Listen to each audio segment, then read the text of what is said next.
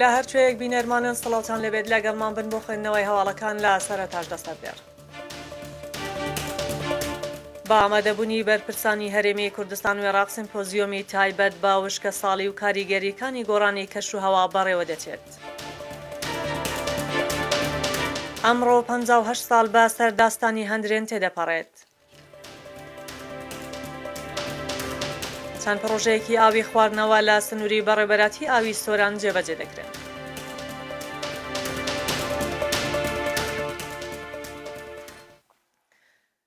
دووبارە سڵاو. با ئامادەبوونی بەرپرسانی هەرێمی کوردستان و عێراق سیمپۆزیۆمی تایبەت با وشکە ساڵی و کاریگەریەکانی گۆڕانی کەش و هەوا بەڕێوە دەچێت. ئەمڕۆ یەکشەممە 12/5/2024 با ئامادەبوونی لەتیف ڕەشید سەرۆک کۆماری عێراق، نێچیروان بارزانی سەرۆکی هەرێمی کوردستان، مەسرور بارزانی سەرۆکی حکوومەتی هەرێمی کوردستان و ژمارەیەک بەرپرسی حکومی و حزبی سیمپۆزیۆمی تایبەت با وشکە ساڵی و کاریگەریەکانی گۆڕانی کەش و هەوا لە دۆخی سیاسی و ئابووری و دیموگرافی عێراق لە شاری هەولێر دەستی پێکرد.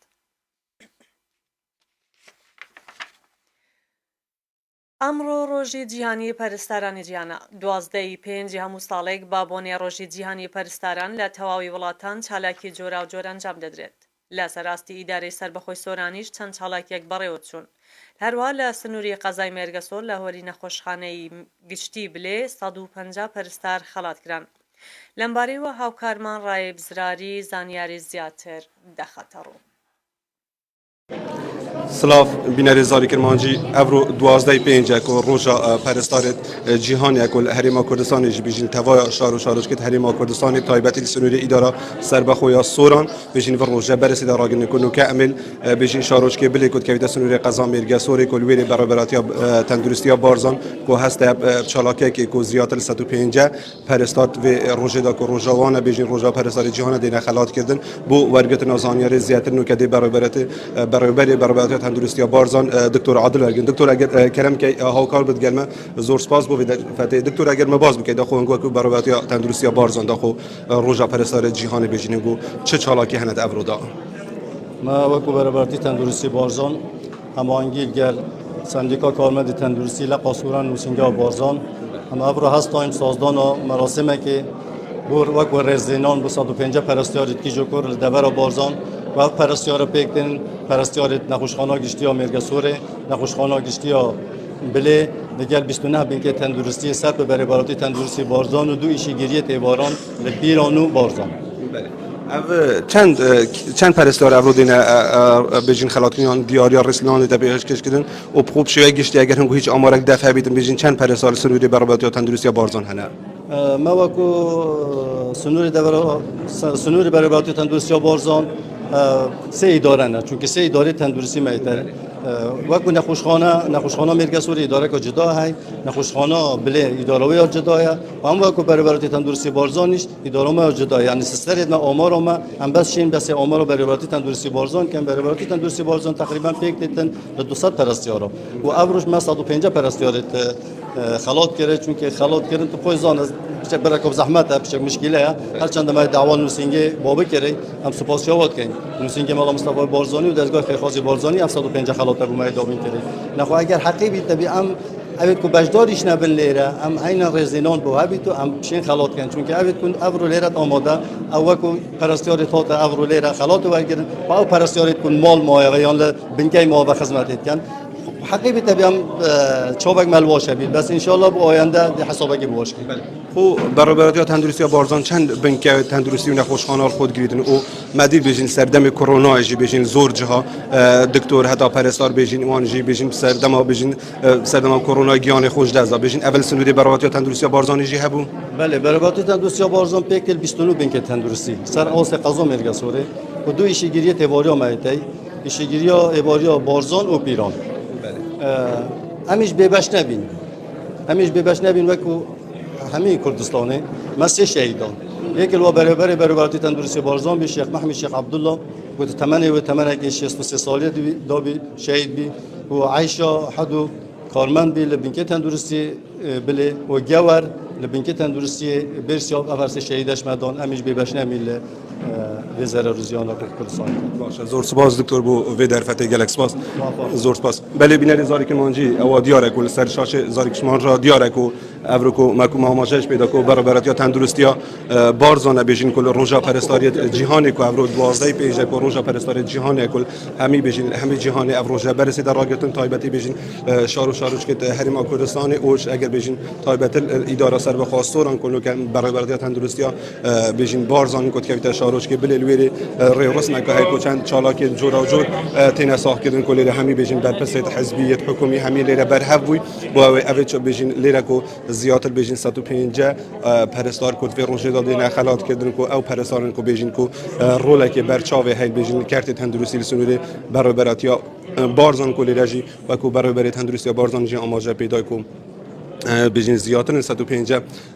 کسان بیشین افراد اوید پرستار کلیتی نرزلیان رزیلیتی دگرتن بس اوکو بیشین افروکو اوان 150 کس دیاری که دوکو اوج جیر چاف دریا بیشین نوسینگا رزدار ملا مصطفی بارزانیه کو برابرتی تندرستی بارزانیا پی هستای بو دیاریا رزلینانی کو بسر بیشین 150 پرستار سنوری قزام میرگسوری تعداد باشین کو اف چالاکیه بیشین یال شاروش که بلی پریوتیتن کو همی بیشین قائم قزام میرگسوری بر پست حزبیت حکومی هر ها بیشین پرستار کو خلکی دیگه دوری همیلیت آماده بود با وی چالاکی برس را بگن تو او برابر تندرستی بارزان جی آماده پیدا کد وی چالاکی دا 150 افراد بیشین 150 پرستار دیاریا رسنان سرداه دابش کردن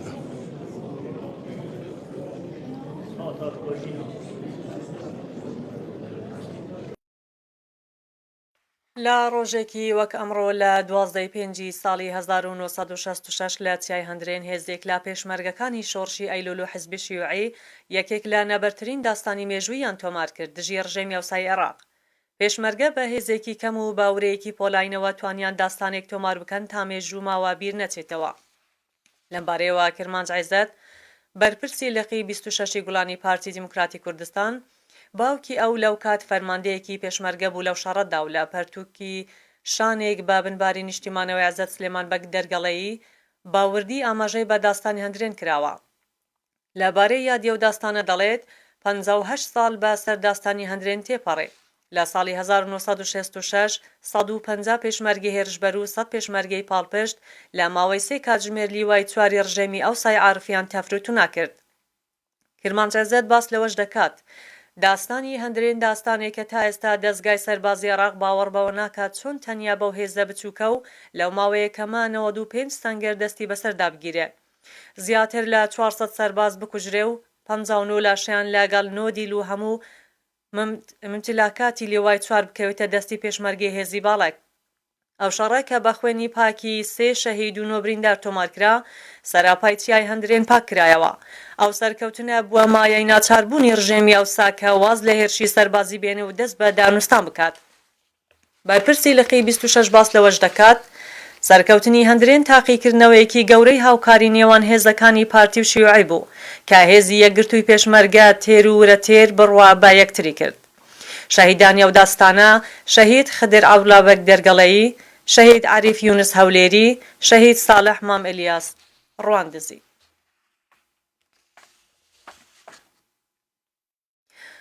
تونێلی پیرمان بە شێوەیەکی کاتی باڕووی هاتوچۆی بار هەڵگرەکان دەکرێتەوە تا ئەو کاتێ ڕێگەی جێگرەوەیان بۆ دیار دەکرێت. پارێزگای هەولێر ڕاگەاندراوێکی بڵاو کردەوە تیایدا هاتووە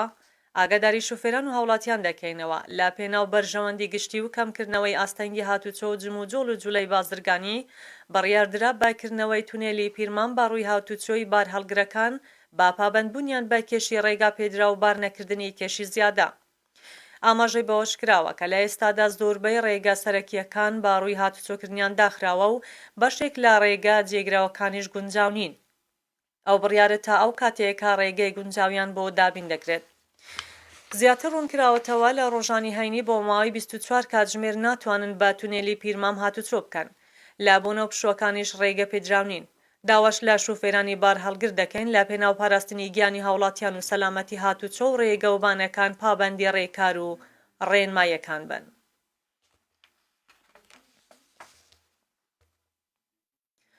با گوژمەی نزیکەی 4 ملیار دینار چەند پرۆژەیەکی ئاوی خواردنەوە لە سنووری بەڕێوەبەراتی ئاوی سۆران جێبەجێ دەکرێن و دەکەونە خزمەت هاوڵاتیان. ئەندازیار تەحسین سەعدوڵڵا بەڕێوەبەری ئاوی سۆران بازاری کرمانجی گوت ئەم پرۆژانەی لە ئێستادا کاریان تا دەکرێت بریتین لە پرۆژەی ئاوی ناحیەکانی ڕەش بەرمیزدا لە سنووری قەزای سیدەکان با گوژمەی زیاتر لە 1 ملیار و 14 ملیۆن دینار. هەروەها پرۆژەی ئاوی گوندی کەورین سەر بە قەزای سۆران بە گوژمەی 290 ملیۆن دینار کارکردن تایدا بەردەوامی هەیە. هەروەها دانانی تۆڕی ئاو لە نێوان هەردوو گەڕێکی سەرچاوەکانی لە سنووری ناحیەی دیانە و نۆژەنکردنەوەی تۆڕی ئاو لە چەند گەڕێک و شوێنێکی دیکەی سنوورەکەمان بەردەوامیان هەیە. گوتیشی هەروەها ڕەزامەندی دەرچووە بۆ جێبەجێکردنی 3 پرۆژەی ئاوی خواردنەوە لە سنوورەکەمان و گوژمەی پێویستی سەرەتاییان بۆ تەرخان کراوە کە بریتین لە تەرخانکردنی زیاتر لە 2 میلیارد دینار بۆ پرۆژەی ئاوی خواردنەوەی دانیشتوانی ناحیە قەسرێ. پرۆژەی ئاوی خواردنەوەی گوندەکانی دۆڵی خانەقا سەربە ناحیەی وەرتێ گوژمەی 300 ملیۆن دیناری بۆ تەرخان کراوە. پرۆژەی ئاوی دۆڵی ئاکۆیان لە سنووری قەزای ڕواندز قۆناغی یەکەم بڕی 300 ملیۆن دیناری بۆ تەرخان کراوە.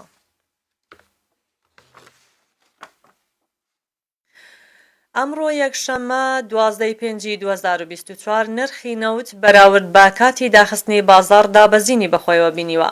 نرخی یەک بەرمیل نەوتی برنت بە 82 دلار و 78 سنت مامەڵەی پێوە دەکرێت، دوێنێ کاتی داخستنی بازار یەک بەرمیل بە 83 دلار و 88 سنت بووە. نرخی یەک بەرمیل نەوتی خاوی تێکساس لە ئێستادا بە 78 دلار و 20 سنت مامەڵەی پێوە دەکرێت، دوێنێ لە کاتی داخستنی بازاردا بە 83 دلار و 88 سنت مامەڵەی پێوە کراوە. کەمێک لەمەوبەر هەواڵێکی بە پەلەمان پێگەیشت کە کەمێک بەرلەمەر تەرمێک گەیەنرا نەخۆشخانەی فریاکەوتنی سۆران کە تا ئێستاش ناسنامەی ئەو هاوڵاتیە دیار نییە. بە پێی زانیاریە سەرەتاییەکان ئەم هاوڵاتیە دوکاندارە و هەر ئەمڕۆ لە نوێ دوکانەکەی خۆی بە پەتێک هەڵواسیوە و ئەو هاوڵاتیە دانیشتووی سۆرانە.